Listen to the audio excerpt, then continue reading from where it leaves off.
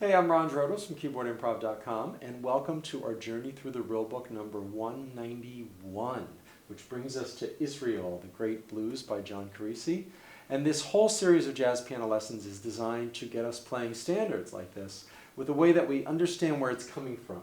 Because you look at something like this, you know, and let's say you didn't really know it was a blues, right? Because it's not obvious at first.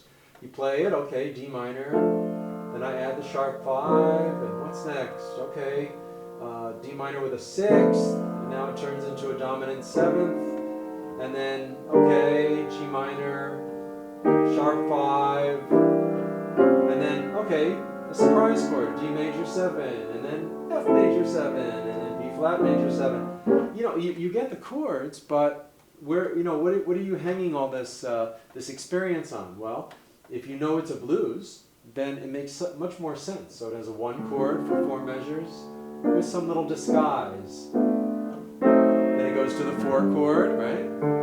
Then it goes back to the 1, but instead of minor, all of a sudden we're in major. That's unusual. Then it goes somewhere interesting. And now kind of like a regular blues, a flat 6 to the 5 to the 1 again with a nice turnaround. So in other words, we see this as a variation on a structure that we already know. So we'll come back to that in a second when we talk about the chords some more. But basically, the history behind this is that Israel's from a very special recording session, or group of few recording sessions from 1949. This was, I believe, April 22nd, 1949, but some of the sessions went into the part of 1950. It's now known as the birth of the cool, but at the time it was the Miles Davis Nonet. And Miles Davis had been playing with Charlie Parker for a couple of years at that point. And 2 or 3 years, and even though he was in the heart of the bebop world, 52nd Street, hanging out, playing in Charlie Parker's group. Wow, it wasn't really his thing to play fast, exciting bebop. He could do it, but maybe it didn't come as natural, and he didn't really stay with it for his career. You know, he moved on to other things, and the birth of the cool was one of the first things that. The first clue as to where he might have been going, or his first attempt to say, oh, I want to do something different. And it was based on his friendship with the arranger Gil Evans, and they stayed best friends until the end.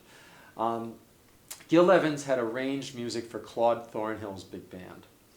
And I know some of this because I got to be Gerry Mulligan's assistant in 1987 and 88. I worked for a little over a year with Gerry.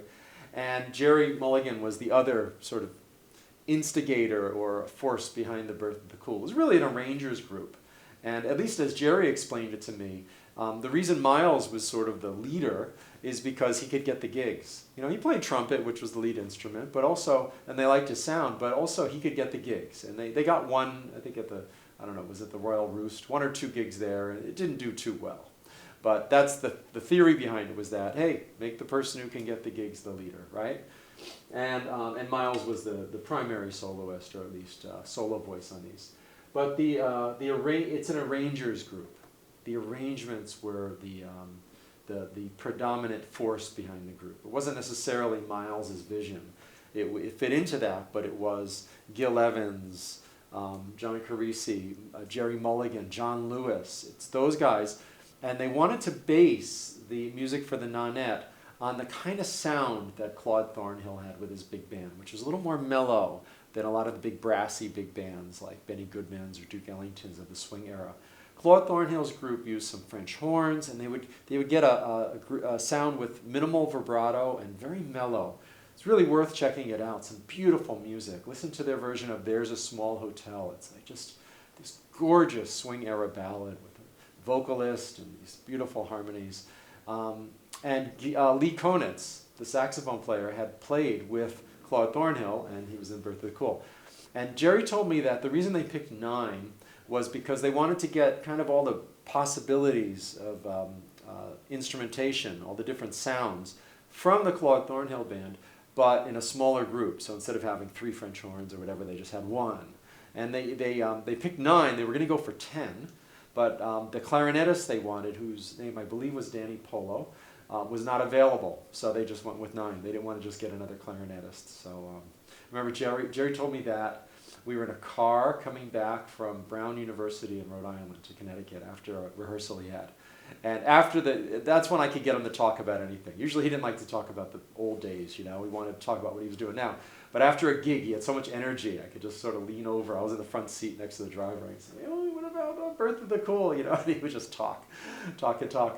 And I remember sitting, the first time I went to Europe with him, we went to Stockholm, Sweden, and I'm lying in my bed at the Grand Hotel, which is a really plush, wonderful hotel in Stockholm, 1987, I think it was April 1987. And first time I've been to Europe, and I couldn't get to sleep because of the change in time.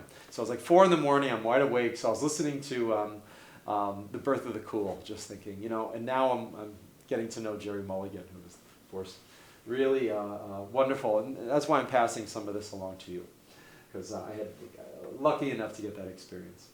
So it's an arranger's band. If you listen to it, it's a pretty dense arrangement, wonderful counter melodies and things going on.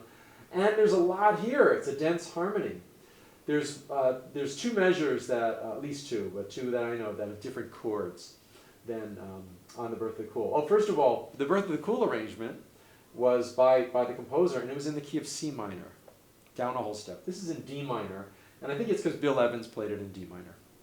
The original real book based stuff on recordings and the way that they played them. Some of the chords are a little different. They leave out a chord or 2 here and there. You know, it was written by undergraduates originally, and maybe they didn't hear all the chord changes, or maybe they just played it differently. I don't know. But if you want to pencil in the sort of real chords in bars 1, 2, 3, 4, 5, 6, 7, after the D major 7, put an E minor 7. So it goes D major 7, E minor 7 for 2 beats each. Then in bar 9, 1, 2, 3, 4, 6, 7, no, bar 8 I mean, you play the F major 7, and then you go to, let's see, am I in the right key here? Yes, G minor 7. So it goes D major 7, E minor 7, F major 7, G minor 7, and then up to the B flat. I think I'm just going to play these chords, the D major 7 and the F major 7, just because I've played it like this out of the book for years. You know, some people think the real book, you know, oh, why don't they improve it? It's not always accurate. I go both ways on it, you know. What fake book really is accurate? The only ones that really are that I know about when they actually do a fake book of the composer, like the Thelonious Monk fake book or the Charles Mingus of his tunes, you know, where they take some actual transcriptions. I think a fake book is a fake book in that it gives you opportunity to sort of play around with it. And the real book was really designed to use the chords that these people at Berklee College of Music were using. So, fair enough, right? It's also an invitation to check out the tunes. We're not just relying on it totally. You know, listen to it, see what's going on. Pick out, there's a great book of transcriptions from Birth of the Cool. Get those. See what John Carisi did in his orchestration, right? It's amazing. Israel, it has this rising chromatic line from the 5th up to the sharp 5 on a minor chord, up to the 6th. It's almost like in James Bond, right? But here it just keeps going. It's 1, and then another 1, and it turns into dominant 7, and then it goes to the 4 chord and does the same thing a little quicker, and then 5 to 1 major, and then up a 3rd, nice, and then up a 4th to the flat 6, 5, and then a turnaround. So it's kind of a major minor blues, pretty wonderful. And 1949, this would still be considered pretty cool if somebody wrote a tune like this today, right? Oh, I like it how you're mixing minor and major. And John Carisi did it in 1949. So this is why we go back to the past too, to see what they did. I'm going to start out just by playing the melody, and I like playing that rising line with my left hand, and then just sort of see where it takes us from there.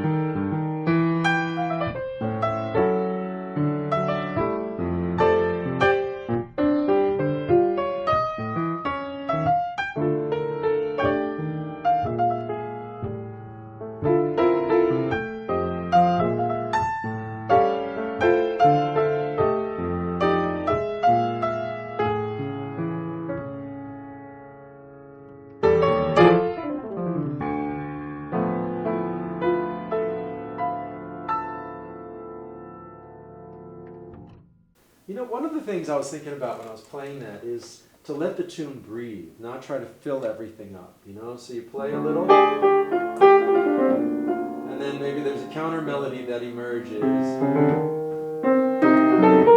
You know, usually when, you know, so many times when we play a jazz tune, we finish the melody, and then there's like this great pressure on us to, okay, gotta be great. You know, and that's what's going to inhibit the creativity. What you want to do is channel that energy somehow. And often if you channel it into listening, feeling the groove, something will happen.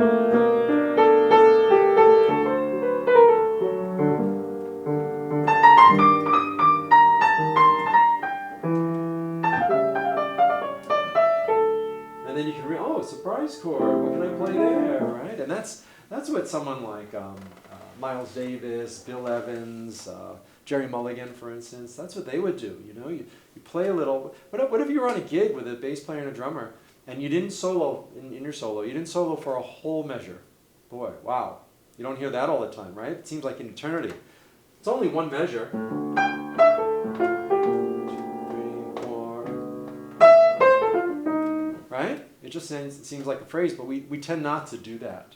You know, I was in Central Park, New York City, a couple weeks ago, and it was a beautiful spring day, and I was walking along, and I heard from over a little hill, it was a little jazz group, like, I think it was just maybe guitar, bass, and drums, and a trumpet player.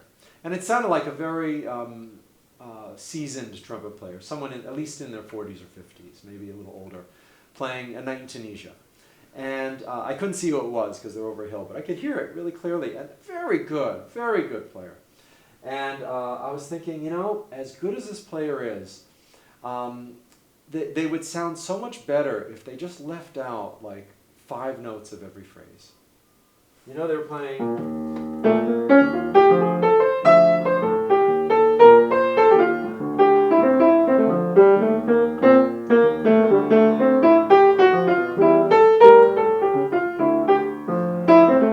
Something like that, which sounds great, right?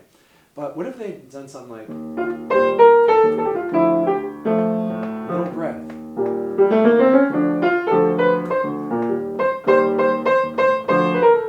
break, break.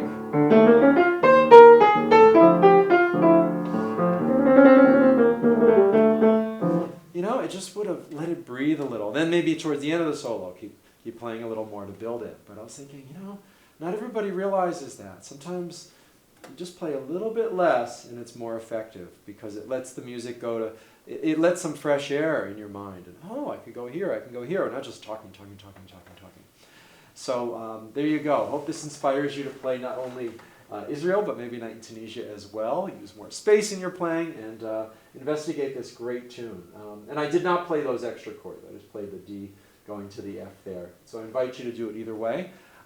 Good luck with your own playing, and hope to see you in the next video. Take care.